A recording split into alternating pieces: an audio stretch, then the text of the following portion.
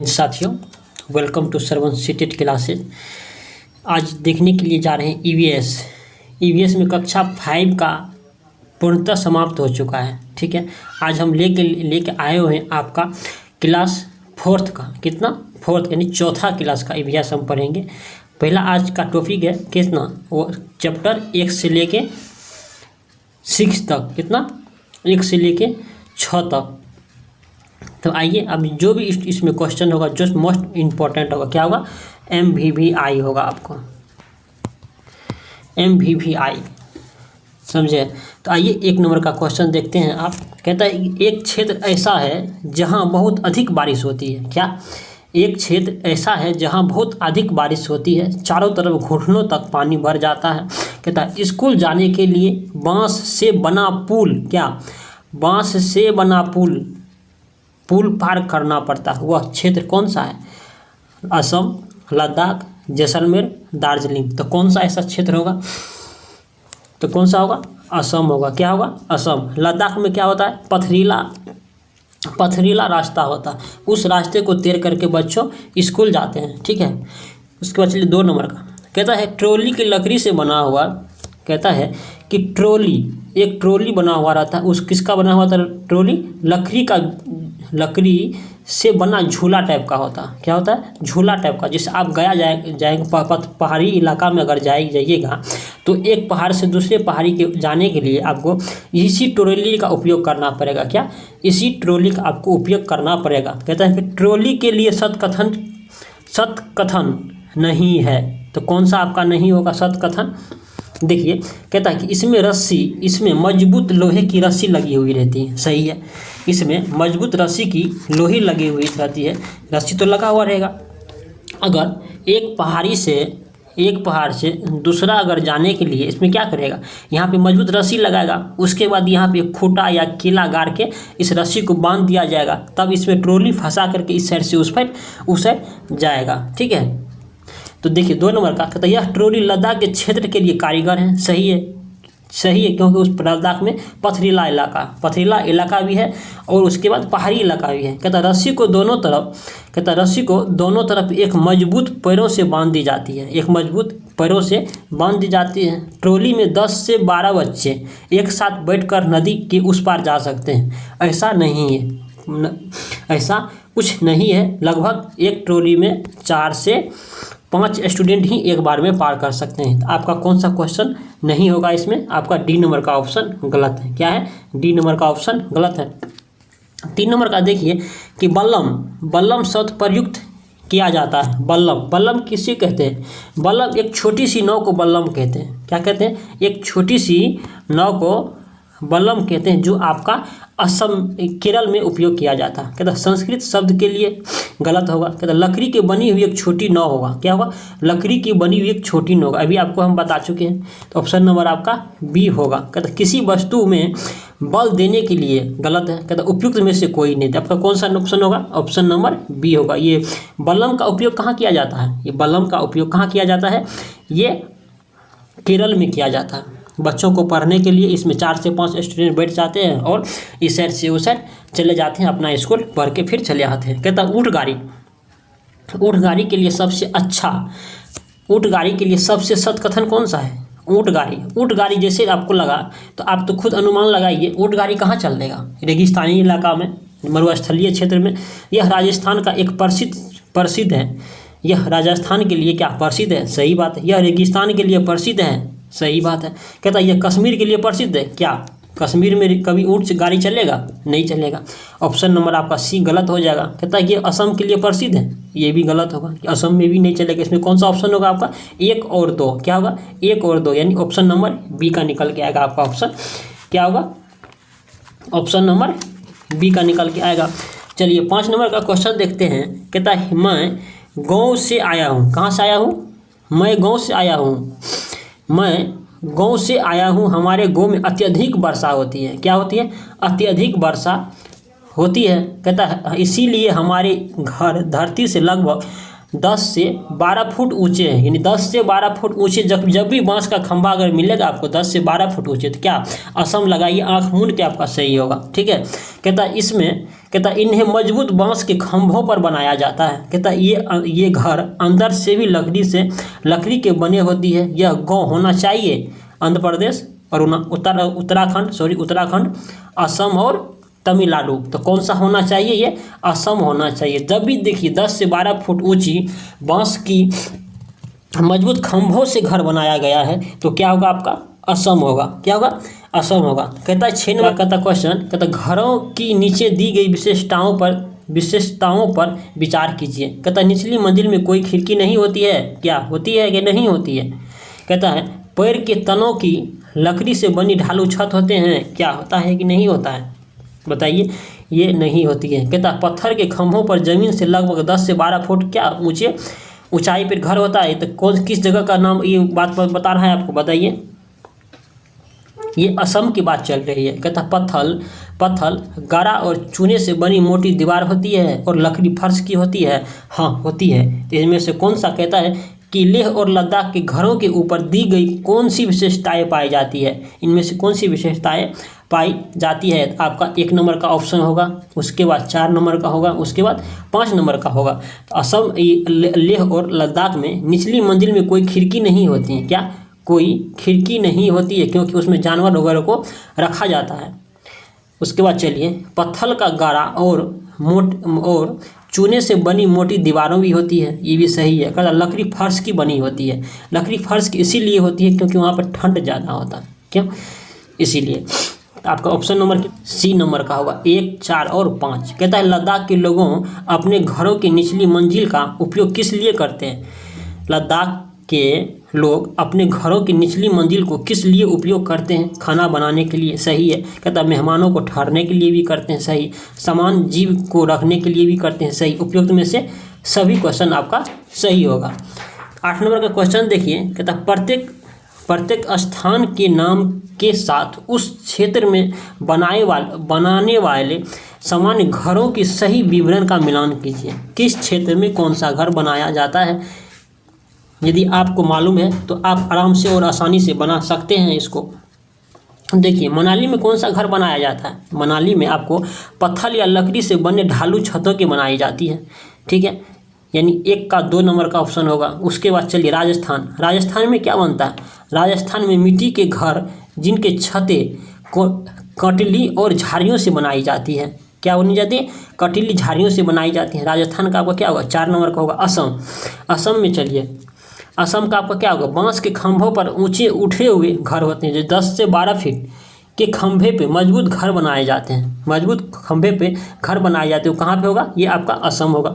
लद्दाख में चलिए, लद्दाख में पत्थर से बने घर जिनके फर्श, छतें और मोटे लकड़ी की बनाई जाती है। आपका ऑप्शन नंबर 5, इसमें से कौन सा ऑप्शन होगा,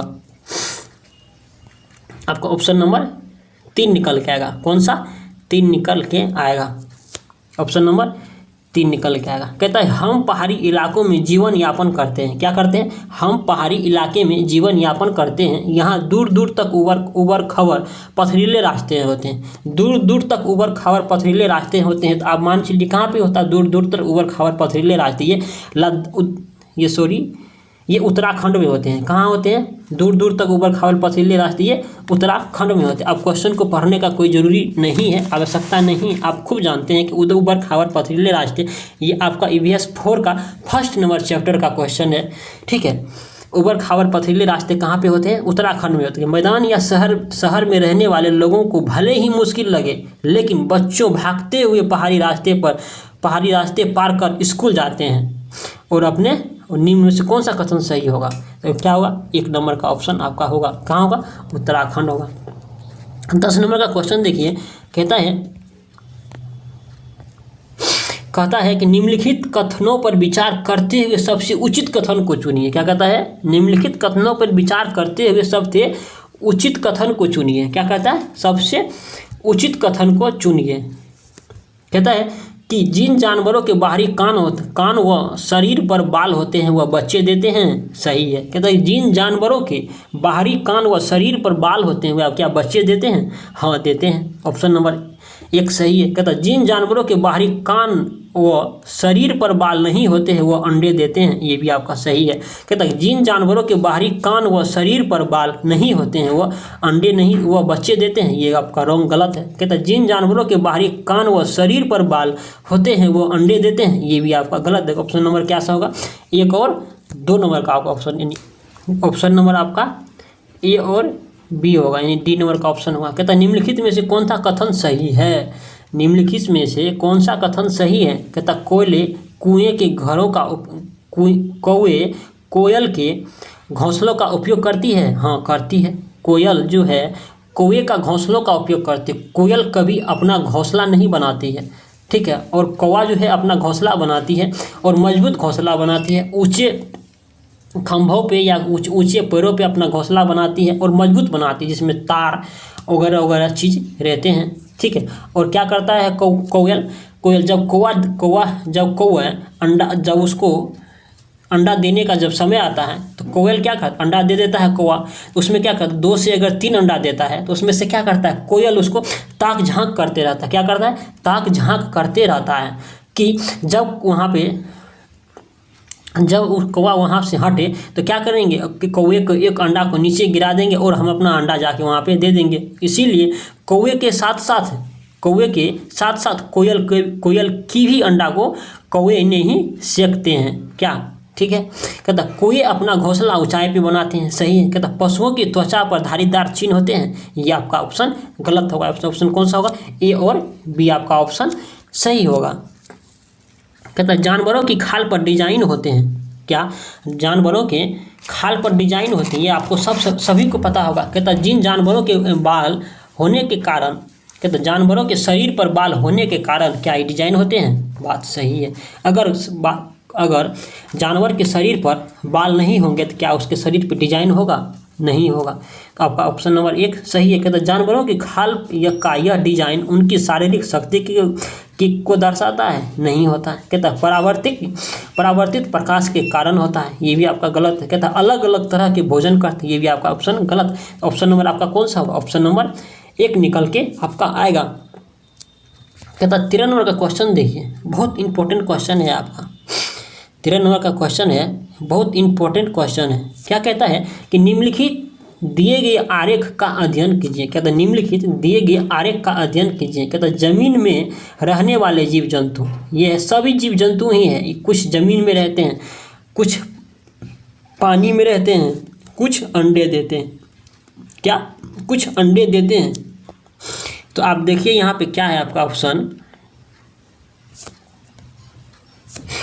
कहता है कि अंडे देते हैं। निम्नलिखित में से कौन सा जीव जंतु एक्स में रखे जा सकते हैं, ऐसा कौन सा जीव जंतु है जो एक्स में रखे जाते हैं, यानी मतलब जीव जंतु जो अंडे भी देते हैं, जल में भी रहते हैं और अंडे भी देते हैं। तो इसमें से कौन सा ऐसा जंतु है जो तीनों में शामिल रहते हैं। तो मगरमच्छ, ईल, पश्मीना मछली और शार्क। तो ऐसा कौन सा जीव जंतु है, थोड़ा कॉमन सेंस दिमाग लगाइए, कौन सा होगा,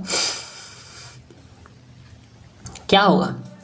ऑप्शन नंबर ए नंबर का होगा। मगरमच्छ ही ऐसा जीव है जो तीनों में भी रहता है, थल में भी रहता है, स्थल में भी रहता है और वह अंडे भी देते हैं। क्या होता है, वह अंडे भी देते हैं। कहता है कि मन के हारे हार है, मन के जीते जीत, मन के हारे हार है, मन के जीते जीत।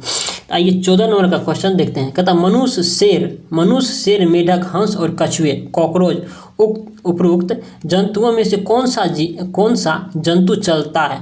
क्या, मनुष्य चलता है, शेर भी चलता है, हंस चलता है, नहीं चलता है, मेढक चलता है, नहीं चलता है, हंस चलता है, नहीं, कछुआ, कॉकरोच, उपरोक्त में से कोई, इसमें से कौन सा होगा, मनुष्य और शेर। ऑप्शन नंबर आपका बी होगा। मनुष्य और शेर क्या अपनी पैदल मार्च कर सकते हैं, हाँ कर सकते हैं।